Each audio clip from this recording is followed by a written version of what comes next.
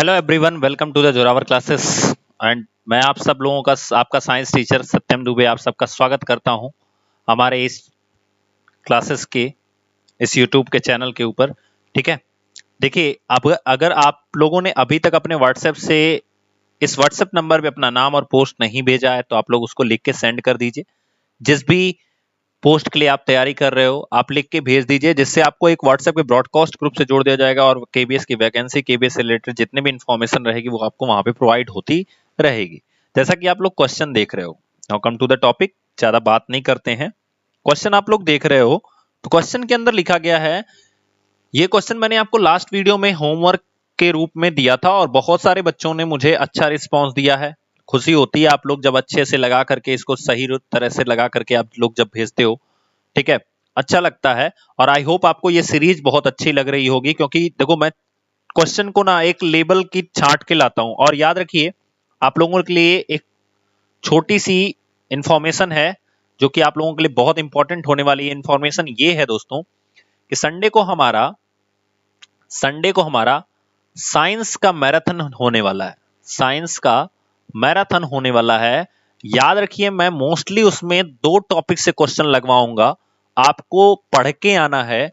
Motion का बहुत ज्यादा क्वेश्चन हम लोग डिस्कस करने वाले हैं। खास करके मोशन में सबसे पहले हम लोग डिस्कस करेंगे जितनी यूनिट हैं, इकाइयों यानी कि कह सकते हो मात्रकों के ऊपर हम लोग बहुत ज्यादा क्वेश्चन डिस्कस करने वाले हैं। उसके बाद मोशन के अंदर मोशन से जो न्यूमेरिकल्स होंगे वो भी हम लोग डिस्कस करने वाले हैं। जब भी हमारी मैराथन चलेगी मैं उसमें 1-2 टॉपिक लूंगा। याद रखिए, केमिस्ट्री का तो बहुत हल्का टॉपिक रहेगा, लेकिन याद रखिए जो आपको पिछले क्वेश्चंस मैंने करा रखे हैं उनमें से भी कुछ क्वेश्चंस रहेंगे आपके। साथ ही साथ आपके बायोलॉजी के सेक्शन से, बायोलॉजी का जो सेक्शन है, याद रखिए बायोलॉजी के सेक्शन में लाइफ प्रोसेस का जो सेक्शन मैंने आपको करा रखा है ऐप के ऊपर, उस सेक्शन से बहुत सारा क्वेश्चन हम लोग करने वाले हैं। एटलीस्ट मान के चलिए लाइव प्रोसेस के चैप्टर से ही 30+ क्वेश्चन हमारे हैं और मोशन के चैप्टर से भी मिलके ये दोनों न्यूमेरिकल्स और यूनिट मिलके ये भी 40+ क्वेश्चन यहां से होने वाले हैं। तो 2 से 2.5 घंटे या 3 घंटे के पूरी मैराथन क्लास आपकी रहेगी। आप लोग जरूर जुड़ना है आप लोगों को, और अपने अपने मार्क्स जो है वो कमेंट बॉक्स में बतानी है या फिर आप टेलीग्राम ग्रुप में भी बता सकते हैं। और साथ में आज का जो सेशन है वो बहुत इंपॉर्टेंट है, ध्यान से देखिएगा, क्योंकि यहीं से इसी तरह के क्वेश्चन मैंने मैराथन के अंदर डाल के रखे हैं। ठीक है, चलिए देखते हैं। तो आपके सामने दिया गया है, ये मैंने आपको थोड़ी सी हिंट भी दे रखी थी। लिखा गया है, a car accelerate uniformly from 18 kilometre per hour to 36 kilometre per hour. मैंने आपको बताया था ये चेंज कैसे होता है, बहुत सिंपल है। 5/18 एक नंबर होता है जिससे हम मल्टीप्लाई कराते हैं। कब कराते हैं, कैसे कराते हैं, लास्ट वीडियो में मैंने बताया था। इस वीडियो में भी मैं आपको बता देता हूं। आपको चेंज करना है 18 किलोमीटर पर आवर को चेंज करना है मीटर पर सेकंड में। बहुत सिंपल सी प्रोसेस है। 5/18 एक नंबर है। याद रखना कैसे हम इस्तेमाल करेंगे इसका, कौन सा ऊपर कौन सा नीचे कब होगा, उसका बहुत सिंपल सा तरीका है। किलोमीटर पर आवर को जब भी आप मीटर पर सेकंड में चेंज करोगे तो आपको पता है आप छोटी वैल्यू में चेंज कर रहे हो, इसलिए हम छोटा वाला ऊपर ले लेंगे, यानी 5 वाला हम ऊपर ले लेंगे। तो यहाँ पे 18 तो लिखना ही है क्योंकि 18 किलोमीटर को हम चेंज ही कर रहे हैं। 5 हम ऊपर लिखेंगे और नीचे लिखेंगे 18। देन इससे ये कैंसिल, बचा कितना, 5 मीटर पर सेकंड। इसी तरह से अगर हम 36 किलोमीटर को चेंज करेंगे तो हमारे पास मिल जाएगा, चूंकि 18 का 5 आ रहा है तो 36 का कितना आ जाएगा, 10 आ जाएगा, तो ये हो जाएगा 10 मीटर पर सेकंड। देखिए, हम यहां पे लिखते हैं कि जो हमारा इनिशियल वेलोसिटी है यानी u की वैल्यू जो है वो हमें दी गई है 36 किलोमीटर पर आवर, और इसी को सॉरी ये 18 किलोमीटर पर आवर दी गई है। तो इसको हम लोग इरेज कर लेते हैं थोड़ा सा, जस्ट 1 सेकेंड। ये 18 किलोमीटर पर आवर दी गई है। जिन लोगों ने लगाया है वो लोग देख सकते हैं कैसे उनका सही है, या जो भी उसमें गलतियां हुई हैं उनको आप लोग सही कर सकते हो। 5 मीटर पर सेकंड ये हो जाएगी। अगर मैं फाइनल वेलोसिटी की बात करूं, v की वैल्यू, तो ये दी गई है 36 किलोमीटर पर आवर, और इसको हम लोग लिख सकते हैं 10 मीटर पर सेकंड। रिमेंबर इट, जो आपका एक्सेलरेशन है वो यूनिफॉर्म है, एक समान रूप से त्वरित हो रहा है, और एक्सेलरेशन हमें पता नहीं है। देन हमें एक्सेलरेशन फाइंड आउट करना है। टाइमिंग जो दी गई है वो दी गई है 5 सेकंड की, याद रखिए एक और चीज आपको फाइंड आउट करनी है, त्वरण तो पता ही करना है और आपको पता करना है कि वह कार कितनी दूरी तय करेगी, यानी कि आपको डिस्टेंस भी पता करनी है। इक्वेशन नंबर सेकंड में यस की वैल्यू आपको फाइंड आउट करनी है। तो पहला नंबर हमें ए कहां से मिलेगा, तो पहले समीकरण से v equals to u plus a t से हम ए फाइंड आउट करेंगे। तो कैसे होगा, v की वैल्यू दी गई है 10, u की वैल्यू है 5, a की वैल्यू पता करनी है और टाइमिंग भी है 5। अब देखो 5 जो है जब इधर आएगा तो क्या हो जाएगा, माइनस हो जाएगा, तो 10 में से 5 घटाएंगे तो कितना आ जाएगा 5 इक्वल्स टू a इंटू 5, 5 से यहां डिवाइड करा दो तो 5 डिवाइडेड बाई 5 कितना आ जाएगा, 5 डिवाइडेड बाई 5 आ जाएगा 1, देन ये a इक्वल्स टू हो जाएगा 1 मीटर पर सेकेंड स्क्वायर, आपका आंसर हो जाएगा। ठीक है, सेकंड है आपका s equals to u t plus half a t square. ठीक है, हाफ ए टी स्क्वायर, ये सेकंड इक्वेशन है। यहां से हम निकालेंगे s की वैल्यू, तो s इक्वल्स टू क्या हो जाएगा, u की वैल्यू कितनी है, u की वैल्यू दी गई है 5, टाइमिंग भी है 5, प्लस जस्ट 1 सेकेंड इसको इरेज कर लेते हैं, यहां पे हम लिखेंगे प्लस हाफ इंटू ए की वैल्यू दी गई है 1 इंटू टी की वैल्यू है 5 का स्क्वायर। तो यहां देखो 25 हो जाएगा और ये 25/2 हो जाएगा, तो इसका जब हम एलसीएम लेंगे तो 25 दूना 50, 50 और 25 कितना हो जाएगा 75/2, तो ये हो जाएगा 37.5 मीटर, इसका आंसर आएगा। This is the answer. Clear हो जाएगा। चलिए नेक्स्ट हम लोग आगे बढ़ते हैं। अगला क्वेश्चन भी मैंने आपको दिया था होमवर्क के तौर पे, तो इसका आंसर होगा थर्ड रूल। बिकॉज जब आप स्विम करते हो तो आप आगे बढ़ते हो, पानी को पीछे काटते हो, ध्यान से समझिएगा, आप आगे बढ़ते हो, पानी को पीछे काटते हो, एक्शन रिएक्शन लॉ है। थर्ड रूल जो होता है न्यूटन का, उसे हम क्या बोलते हैं, एक्शन रिएक्शन लॉ बोलते हैं। एक्शन रिएक्शन लॉ, क्रिया प्रतिक्रिया का नियम इसे हिंदी में बोला जाता है। ठीक है ना, एक्शन रिएक्शन लॉ, याद रखिएगा इस चीज को। तो जब हम तैरते हैं उस समय action reaction law you work होता है। एंड जो पहला नियम है न्यूटन का जो फर्स्ट रूल है या न्यूटन का जो फर्स्ट नियम है, उसे एक और नाम से जानते हैं, उसे बोलते हैं rule of inertia. Sorry, rule नहीं बोलते हैं जी, इसे बोलते हैं law of inertia. Law of inertia, rule मतलब नियम होता है, लॉ मतलब सिद्धांत होता है। इनर्सिया, आप लोग कमेंट बॉक्स में बताओगे कि इनर्सिया का मात्रक क्या होता है, इनर्सिया की यूनिट क्या होती है, किसमें नापा जाता है किसी चीज की इनर्सिया यानी जड़त्व को, और जड़त्व होता क्या है, ये आप लोग मुझे बताओगे होमवर्क में कॉपी पे लिख के। जितने भी लोग हमें टेलीग्राम ग्रुप से हमारे जुड़े हैं वो कॉपी पे इनर्सिया की डिफिनीशन लिख के बताएंगे और आपको बताना है यूनिट क्या होती है इनर्सिया की। ठीक है, चलिए नेक्स्ट, आपसे पूछा गया था पावर की यूनिट बताना है एमकेएस सिस्टम में। तो पावर इज इक्वल्स टू, मैंने आपको हिंट भी दे रखी थी, वर्क अपॉन टाइम होता है। वर्क को क्या लिख सकते हैं, F into D upon T लिख सकते हैं। एफ को क्या लिख सकते हैं, एम इंटू ए लिख सकते हैं। Mass into acceleration into D upon T लिख सकते हैं। सबका यूनिट लिख दो, तो मास की यूनिट होती है केजी, मास की यूनिट होती है केजी किलोग्राम। एक्सेलरेशन की यूनिट होती है मीटर पर सेकेंड स्क्वायर, क्या होती है, मीटर पर सेकेंड स्क्वायर। और डिस्टेंस की जो यूनिट होती है वो होती है मीटर। और देखिए टाइमिंग की जो यूनिट होती है ये भी सेकंड होती है। ठीक है, तो यहां पे आंसर क्या हो जाएगा, kilogram metre square into second to the power -3। तो हमारा थर्ड वाला जो ऑप्शन होगा वो इसका आंसर हो जाएगा। क्लियर हो गया। चलिए मूव करते हैं नेक्स्ट क्वेश्चन, ये मैंने आपको बता दिया था। आज का हमारा पहला क्वेश्चन है, what is C12S22O11 also known as। C12S22O11 को हम और किस अन्य नाम से जानते हैं, जल्दी से बताइए सब लोग कमेंट बॉक्स में, इसे किस नाम से जाना जाता है, ये किस चीज का फॉर्मूला है। तो अगर आप लोग बायोलॉजी का सीरीज पढ़े होगे ना, तो जब मैंने कार्बोहाइड्रेट पढ़ाया है उसमें ग्लूकोज के सेक्शन में मैंने आपको पढ़ाया है सुक्रोज, जिसमें एग्जाम्पल जो शुगर का हम लोगों ने दिया था। ठीक है, तो याद रखिए ये जो हमारा एग्जाम्पल है, ठीक है, ये है शुगर का, ये फॉर्मूला किसका है, शुगर का। अब सवाल आता है सर सैंड क्या है?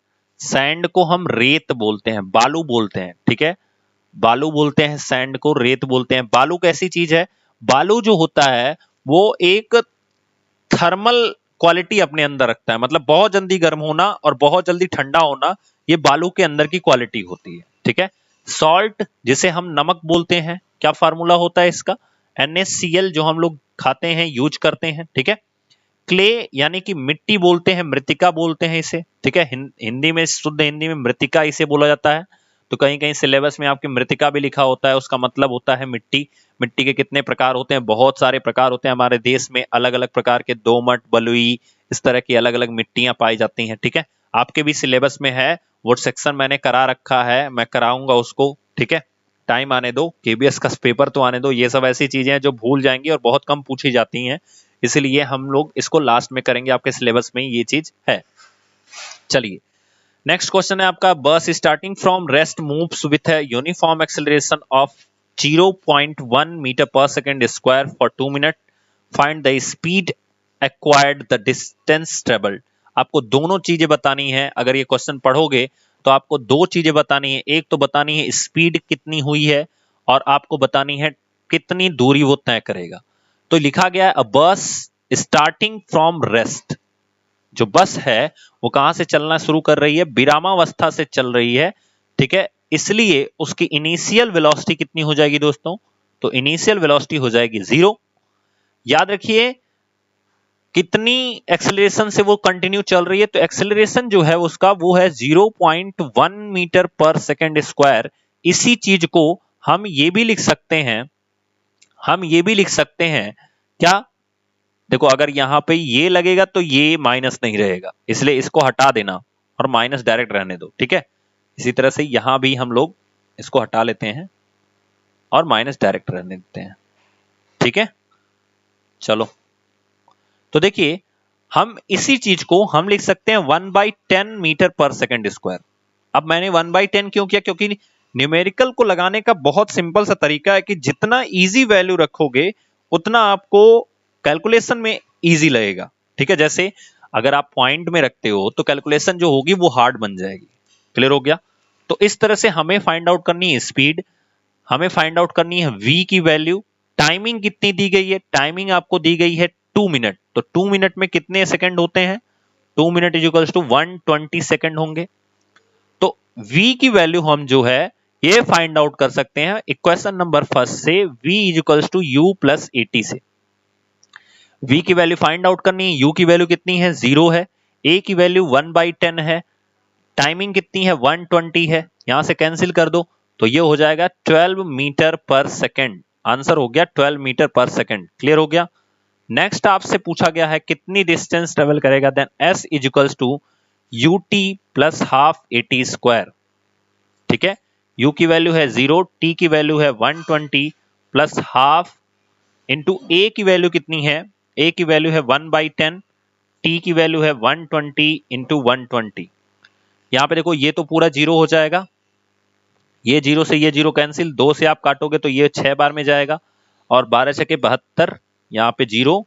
तो इतने मीटर की डिस्टेंस वो ट्रेवल करेगा 2 मिनट के अंदर, बस जो है, ठीक है। नेक्स्ट क्वेश्चन हम लोग मूव करते हैं, which one of the following is not a vector quantity. बहुत अच्छा क्वेश्चन है, इसी तरह के क्वेश्चन आपके मैराथन सेक्शन में भी आएंगे, तो आप लोग रेडी रहिएगा, ठीक है। तो जल्दी से बताइए कमेंट बॉक्स में कौन सा आंसर सही होगा, कौन सी ऐसी राशि है जो वेक्टर क्वांटिटी नहीं है, कौन सी ऐसी राशि है जो वेक्टर क्वांटिटी नहीं है। रिमेंबर इट, जहां पे वेग शब्द दिख जाए, याद रखिएगा कहीं भी अगर वेलोसिटी दिख गई वो हमेशा वेक्टर क्वांटिटी होगी, बिकॉज वेलोसिटी जो है वो डायरेक्शन के साथ चलती है, वेग जो होता है उसकी दिशा निश्चित होती है। मैं आपको बता रहा हूं, अगर डिफरेंस हम लोग निकालें तो स्केलर क्वांटिटी और वेक्टर क्वांटिटी, ठीक है। इसमें हम अगर लिखें तो स्पीड जो होती है, मैं आपको बता रहा हूं डिफरेंस क्या होता है। स्पीड स्केलर क्वांटिटी होती है, हिंदी में इसे बोलते हैं अदिश राशि। चाल जो होती है ना वो स्केलर क्वांटिटी होती है, और वेग जो होती है इसे बोलते हैं हम सदिश राशि हिंदी में। वेग जो होता है इसे बोलते हैं सदिश राशि, जैसे हिंदी में इंग्लिश में क्या बोलते हैं, वेलोसिटी बोलते हैं। क्लियर हो गया? रिमेंबर इट, कैसे आप याद रखोगे कि चाल जो है वो अदिश राशि है। जैसे लोग कहते हैं ना आपकी चाल खराब हो गई है, लोग कहते हैं उनकी चाल खराब हो गई है, तो चाल का मतलब क्या है, उनकी दिशा का निर्धारण नहीं है, वो किस दिशा में काम को कर रहे हैं उन दिशा का निर्धारण नहीं, इसलिए उनकी चाल क्या हो गई है, खराब हो गई है। चाल खराब होने का मतलब ही है, कोई ये नहीं कहता वेग खराब हो गया, सब कहते हैं चाल खराब हो गई। चाल खराब का मतलब कि दिशा उनकी निर्धारित नहीं है। तो आप याद रखिएगा जो स्पीड है वो है अदिश राशि यानी कि स्केलर क्वांटिटी है, और जो वेक्टर है वो है सदिश राशि यानी कि सदिश राशि जिसमें वेलोसिटी आती है। ठीक है, दूसरा क्या तरीका है, स्केलर से यस और स्पीड से यस, वेक्टर में भी वी, वेलोसिटी में भी वी, आप ऐसे याद रख सकते हो। अब याद रखिए कि स्पीड जो है यानी चाल बराबर फॉर्मूला क्या होता है, चाल बराबर होता है दूरी बटा समय यानी डिस्टेंस अपॉन टाइम। तो जो डिस्टेंस है ये भी अदिश राशि है, डिस्टेंस यानी दूरी कैसी है, अदिश राशि कैसे, देखो दूरी का दिशा निर्धारित नहीं, मान लो ये ए पॉइंट है आपका घर और ये है बी पॉइंट आपका स्कूल, लेकिन आप स्कूल डायरेक्ट थोड़े जाते होगे, ऐसे नहीं जाते होगे, आप कैसे घूम घाम के जाते होगे, तो ऐसे जो दूरी होती होगी वो काफी ज्यादा होती होगी। लेकिन अगर हम डिस्प्लेसमेंट की बात करें तो ये जो डॉटेड लाइन में बना रहा हूं इसे बोलते हैं हम डिस्प्लेसमेंट। ठीक है, तो वेलोसिटी इज इक्वल्स टू क्या होता है, displacement upon time, displacement upon time. ठीक है, तो इससे आपको खुद पता चल गया कि भैया जब डिस्प्लेसमेंट यानी विस्थापन की दिशा निश्चित होगी तो विस्थापन डिपेंड करता है वेलोसिटी पे, यानी जितना अधिक विस्थापन होगा उतना अधिक वेलोसिटी होगी। ठीक है, इसका मतलब क्या हो गया कि जब डिस्प्लेसमेंट की वजह से वेलोसिटी है तो डिस्प्लेसमेंट अगर सदिश राशि है तो भैया वेलोसिटी भी क्या होगी, सदिश राशि होगी।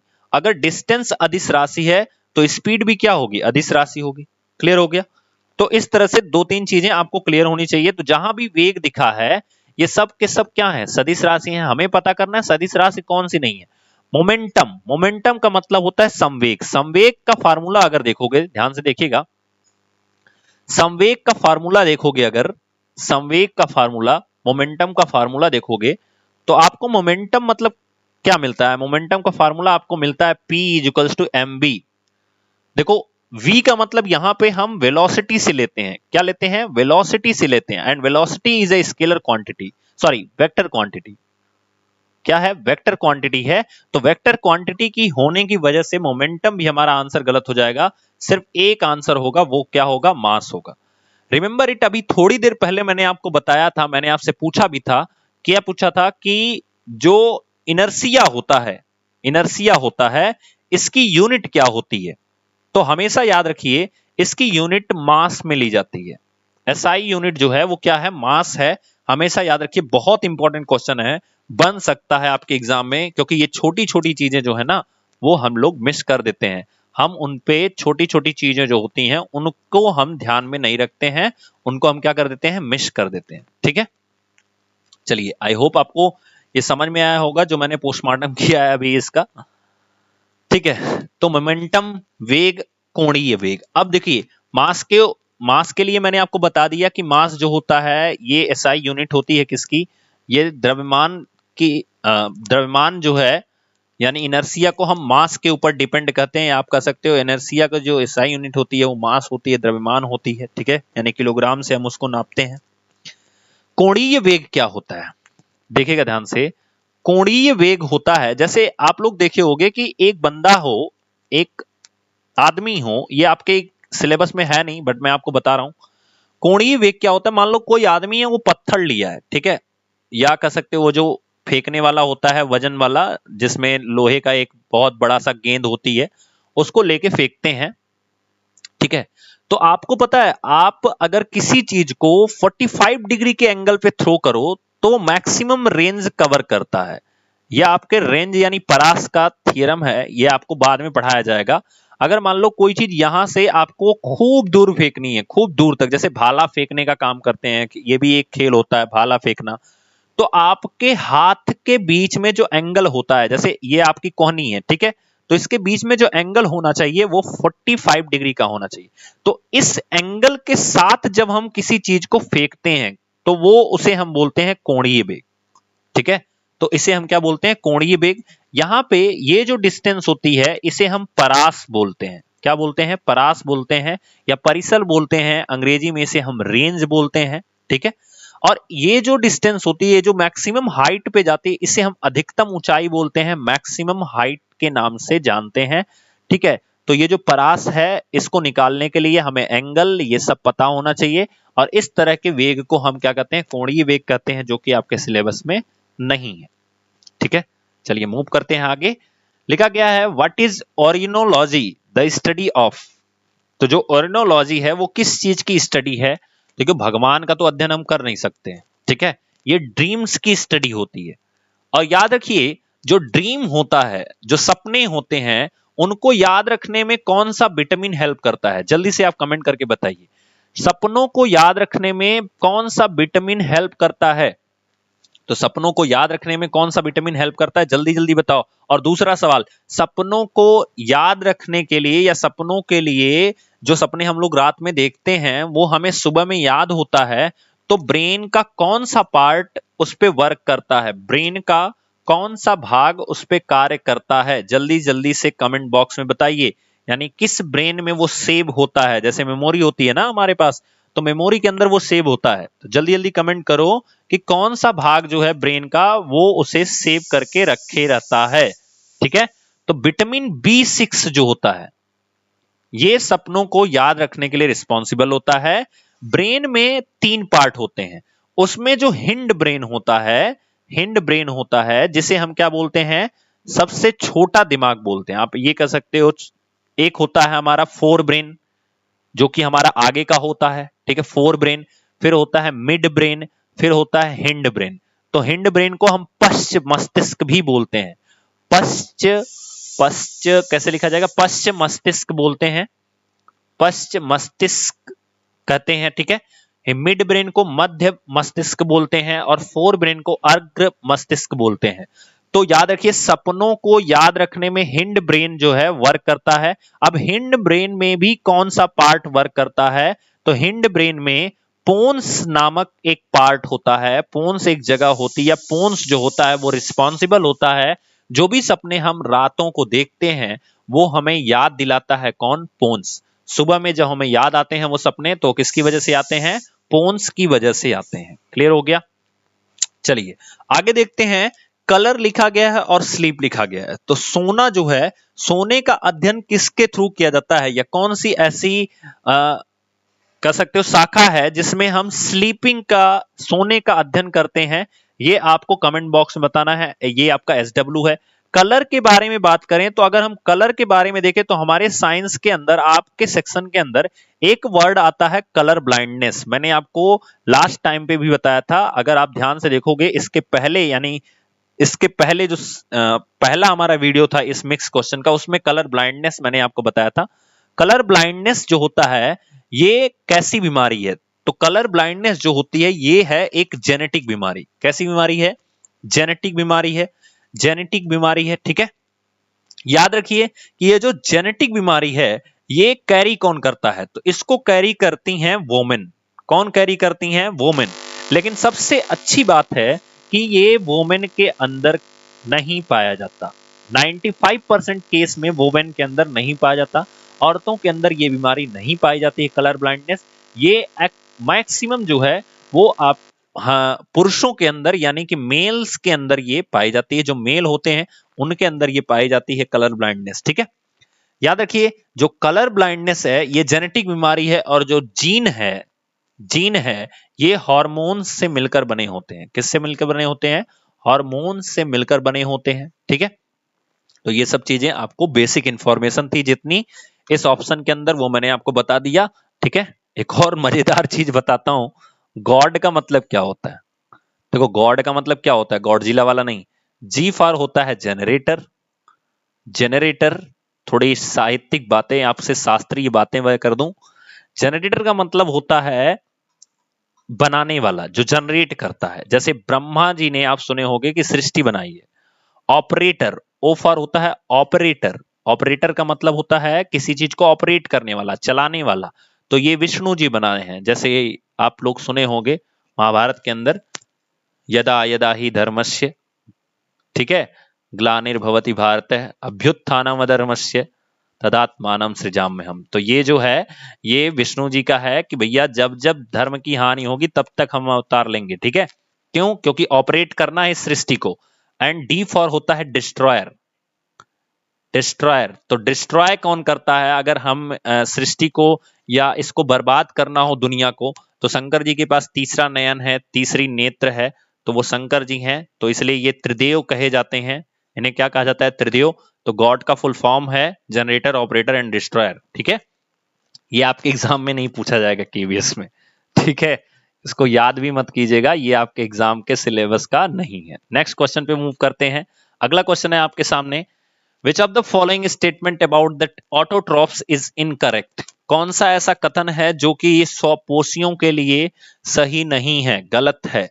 तो स्वपोषी क्या होते हैं, ऑटोट्रॉप्स होते क्या हैं? सबसे पहले तो ये समझ लेते हैं। देखिएगा, ऑटोट्रॉप्स जो होते हैं, ऑटोट्रॉप्स जो होते हैं यानी कि स्वपोषी जो होते हैं, वो होते हैं जो अपना भोजन स्वयं तैयार करते हैं, जैसे कि प्लांट्स। एग्जाम्पल हम ले ले प्लांट्स। तो प्लांट्स अपना भोजन कैसे तैयार करते हैं? तो फोटोसिंथेसिस के द्वारा तैयार करते हैं। फोटोसिंथेसिस के द्वारा तैयार करते हैं। फोटोसिंथेसिस के द्वारा तैयार करते हैं। फोटोसिंथेसिस के लिए उन्हें कौन कौन सी चीजों की जरूरत होती है? तो इन्हें जरूरत होती है किसकी? कार्बन डाइऑक्साइड की, वाटर की, वाटर की, और किसकी जरूरत होती है? तो सनलाइट की जरूरत होती है, सनलाइट की, और क्लोरोफिल की जरूरत होती है। किसकी जरूरत होती है? क्लोरोफिल की जरूरत होती है, ठीक है। याद रखिए, क्लोरोफिल जो है ये स्टोमेटा के थ्रू जो रंध्र होता है वहां से कार्बन डाइऑक्साइड, और याद रखिए क्लोरोफिल के अंदर जो क्लोरोप्लास्ट होता है वो मैग्नीशियम नाम का तत्व उसके अंदर पाया जाता है। ये भी मैं बहुत बार बताता हूं आपको, क्योंकि यहां से क्वेश्चन पूछा जाता है। क्लोरोफिल कहां पाया जाता है? क्लोरोप्लास्ट के अंदर। क्लोरोप्लास्ट के अंदर कौन सा तत्व पाया जाता है? मैग्नीशियम पाया जाता है, ठीक है। और ये रिएक्शन करने के लिए क्या जरूरत होती है? 6 carbon dioxide and 12 H2O I think होता है, और ये लोग बनाते हैं ग्लूकोज, ठीक है। तो ये लोग बनाते हैं क्या है? ग्लूकोज बनाते हैं, C6H12O6, C6H12O6 यानी ग्लूकोज को बनाते हैं। फिर 6 molecule of H2O and 6 molecule of oxygen जो है वो ये लोग बाहर कर देते हैं। याद रखिए H2O को भी ये बाहर करते हैं किस प्रक्रिया से? तो ट्रांसपायरेशन, यानी कि जो आप लोग वाष्पोत्सर्जन बोलते हो, ट्रांसपायरेशन की प्रोसेस से ये H2O को बाहर करते हैं। यहां से भी क्वेश्चन बहुत ज्यादा बनता है, ठीक है। अब देखिए कि ये जो ग्लूकोज बनाते हैं, ये एक्चुअल में ग्लूकोज नहीं, ये स्टार्च के फॉर्म में, जो पेड़ पौधे होते हैं वो अपना भोजन स्टार्च के फॉर्म में, मंड के रूप में संचित करते हैं। किस रूप में संचित करते हैं? मंड के रूप में संचित करते हैं। और ये जो स्टार्च होता है ये सबके पास, यानी भाई खाना तो पत्तियां बनाती हैं। कोई पेड़ है, मान लीजिए कोई पेड़ है, ठीक है, और उस पेड़ की पत्ती ने खाना बनाया। अब वो खाना जो है वो सबके पास कैसे जाएगा? भाई ऐसे बहुत सारी शाखाएं निकली हैं, तो वो सबके पास कैसे जाएगा? तो पेड़ के अंदर जाइलम नाम की एक चीज पाई जाती है, जो कि नीचे से जल को ले जाती है पत्ती तक खाना बनाने के लिए। और पत्ती जब खाना बना लेती है तो उस खाने को पेड़ के हर भाग तक पहुंचाने का जो काम होता है वो फ्लोएम नाम के एक फ्लोएम के द्वारा किया जाता है, फ्लोएम के द्वारा किया जाता है, ठीक है। तो याद रखिएगा, स्टार्च को जो ट्रांसपोर्टेशन का काम करता है, स्टार्च के ट्रांसपोर्टेशन का काम करता है वो है फ्लोएम, फ्लोएम। और जो जल और मिनरल के ट्रांसपोर्टेशन का काम करता है वो है जाइलम। तो ये है फोटोसिंथेसिस। ऑटोट्रॉप्स के लिए ये है। याद रखिए, मैक्सिमम फोटोसिंथेसिस एल्गी में होता है, जिसे हम शैवाल बोलते हैं, शैवाल बोलते हैं, ठीक है। ये सब चीजें बेसिकली बेसिक किस चीजें हैं जो आपको याद होनी चाहिए फोटोसिंथेसिस से रिलेटेड, ठीक है। चलिए स्टेटमेंट पढ़ते हैं। तो दिया गया है, they synthesis carbohydrate from carbon dioxide and water in the presence of sunlight and chlorophyll. तो बिल्कुल सही बात है। कार्बोहाइड्रेट जो ग्लूकोज है, ग्लूकोज को सिंपलेस्ट फॉर्म ऑफ कार्बोहाइड्रेट बोलते हैं। रिमेंबर इट, बहुत इंपॉर्टेंट पॉइंट मैं बता रहा हूं। जो ग्लूकोज है, ठीक है, इसको बोलते हैं simplest form of carbohydrate, simplest form of carbohydrate, carbohydrate, ठीक है। कार्बोहाइड्रेट का आप सेक्शन देखिएगा, बायोलॉजी की जो सीरीज है यूट्यूब के ऊपर, उसमें मैंने बता रखा है इसको क्या बोलते हैं, ग्लूकोज को सिंपलेस्ट फॉर्म ऑफ कार्बोहाइड्रेट। इसीलिए यहाँ पे लिखा गया द सिंथेसिस, वो जो संश्लेषित करते हैं भोजन का, कार्बोहाइड्रेट का, वो कहां से करते हैं, कार्बन डाइऑक्साइड और वाटर से। तो मैंने आपको बताया ही, कार्बन डाइऑक्साइड प्लस H2O, और फिर उसमें सनलाइट होनी चाहिए, और वो लोग बनाएंगे C6H12O6, और क्या बनाएंगे, 6 मॉलिक्यूल ऑफ H2O जो कि रिलीज करेंगे ट्रांसपायरेशन के थ्रू, और 6 मॉलिक्यूल ऑफ ऑक्सीजन जो कि रिलीज करते हैं ये लोग, और 6 मॉलिक्यूल इनको कार्बन डाइऑक्साइड चाहिए, और 12 मॉलिक्यूल वाटर चाहिए, और सनलाइट की प्रेजेंस में ये लोग बनाएंगे, और क्लोरोफिल चाहिए इनको। ठीक है, तो ये पहला स्टेटमेंट तो हमारा रॉन्ग हो जाएगा, बिकॉज हमसे पूछा गया है इनकरेक्ट कौन सा है, तो ये हमारा गलत। They store carbohydrate in the form of starch. देखो ये भी मैंने आपको बताया, ये कार्बोहाइड्रेट जो है, यानी कि जो इनका ग्लूकोज बनता है, वो किस रूप में ये संचित करते हैं, स्टार्च के रूप में संचित करते हैं, ये भी मैंने आपको बताया। तो ये भी हमारा गलत हो जाएगा, बिल्कुल सही बात है। They convert carbon dioxide and water into carbohydrate in the absence of, remember it, कभी भी एब्सेंस ऑफ सनलाइट में ये कन्वर्ट नहीं कर सकते हैं। तो इसीलिए ये जो स्टेटमेंट है वो हमारा सही आंसर होगा, बिकॉज हमसे पूछा गया है इनकरेक्ट कौन सा है, तो गलत आंसर मतलब गलत स्टेटमेंट यही है, और हमसे गलत स्टेटमेंट ही पूछा गया है। नेक्स्ट हमारा है, इसको भी देख लेते हैं। दे constitute the first trophic level in the food chain. ये क्या करते हैं, खाद्य श्रृंखला का पहला स्तर होते हैं। तो बिल्कुल सही बात है, जो पेड़ पौधे होते हैं वो खाद्य श्रृंखला का पहला स्तर होते हैं। आप ईबीएस में पढ़े होंगे जब आप सीटेट का एग्जाम दिए होंगे। तो दोस्तों आज का हमारा सेशन इतना ही है। नेक्स्ट हमारा संडे को मैराथन की क्लास है, तो उसको आप लोग जरूर देखिएगा, और कल हम लोग मिलेंगे इंग्लिश के सेशन के साथ। बहुत ही इंपॉर्टेंट 20 क्वेश्चन आपके सामने लेके आऊंगा मैं, उनको जरूर देखिएगा। 20 क्वेश्चन इसलिए क्योंकि आपके केवीएस में दोनों पार्ट में 20 10 पार्ट आते हैं, और उसमें पैसेज, एंटोनिम, सिनोनिम, एवरीथिंग, क्योंकि शुरू के 10 नंबर के जो क्वेश्चन होते हैं उसमें आपको पता ही नहीं होता ना क्या आएगा। ठीक है, तो चलिए, थैंक यू, और मिलेंगे नेक्स्ट वीडियो में। हाँ, एक चीज और, आप जरूर बताइएगा कमेंट बॉक्स में कि आपको वीडियो कैसे लगी। ठीक है।